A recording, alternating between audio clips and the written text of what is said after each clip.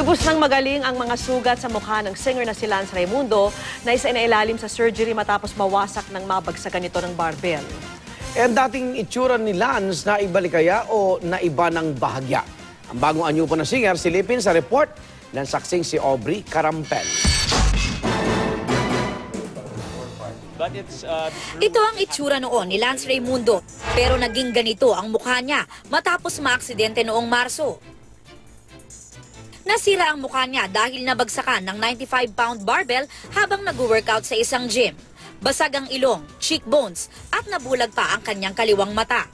2 buwan makalipas ang aksidente at matapos ang 2 operasyon, ito na ang bagong itsura ni Lance.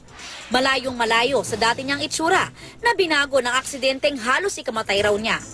I was in fetal condition because ganun kalala yung naging damage.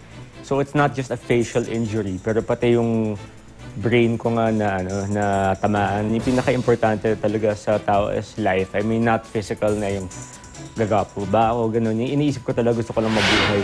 Dahil sa resistensyang dulot ng pagiging active sa sports at kawalan ng bisyo, naging mabilis daw ang recovery ni Lance.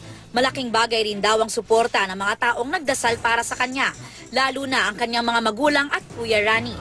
Because we're a small family, talagang never akong pinabayaan.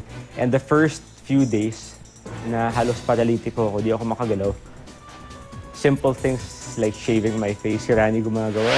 Thankful pa rin daw si Lance sa blessings na natatanggap niya. Nakatakda ng ipalabas ang 3 niyang pelikula na ginawa bago ang aksidente. Gagawa rin uli siya ng international movie. At ang boses na nagpatanyag sa kanya, di pa rin nagbabago. Girl, I make you understand, yeah. Love and fascination. Ako si Aubrey Carampel, ang inyong saksi.